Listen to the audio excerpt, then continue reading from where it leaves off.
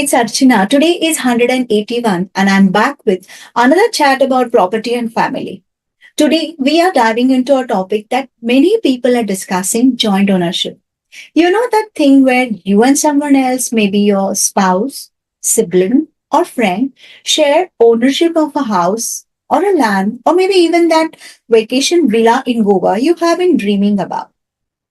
Sounds good in theory, right? But it's not always all sunshine and rainbows. There can be some problems down the line, just like that delicious street food that ends up giving you a stomachache.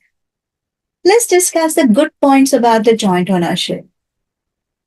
First one, built-in backup. If something happens to me, at least my spouse or child or my friend will automatically get my share. This is a comforting thought, especially if you haven't made a will yet. Second, more accessible on the paperwork. If you buy a property together, you might think it saves you the hassle of transferring ownership later. Third one, sharing is caring. Sometimes, if you are buying with someone you trust completely, then joint ownership can simplify the things. Pooling resources can make it easier to buy the property which you have dreamt of. Let's discuss the downside of the joint ownership. First one, the what's yours is mine dilemma. Imagine this, you and your sibling buy a flat together. Later on, he or she falls into debt and the creditors come knocking. Guess what? Your share of the property could be at risk too. Second, the taxes. Did you know that joint ownership can affect how much tax you pay if you sell the property later? Third one, fight with the family or friend. Think about those Bollywood dramas where family fight over property. Sadly, real life isn't always that different. Joint ownership can lead to arguments, especially if you and the other owner can't get along or someone wants to sell their share. Fourth one, control issues. When you own something jointly, you need to agree on everything from repairs to whether you can rent it out. This can this can get into a headache later.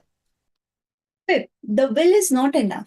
You might think your will covers everything, but it might not if you have joint ownership. The rules for joint property can override your will in some cases. So, should you go joint? Like any big question, it depends. In some situations, joint ownership can be a good option, but there are better choices than joint ownership. Weigh the pros and cons carefully. Talk to a lawyer or a financial advisor to understand the implications fully. Okay, now it's your turn. Ask me any question about joint ownership.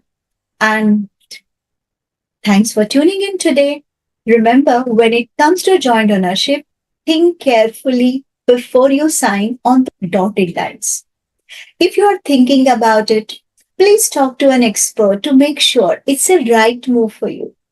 And always put everything in writing. Clear communication is critical. It's important to avoid those messy family dramas. Bye.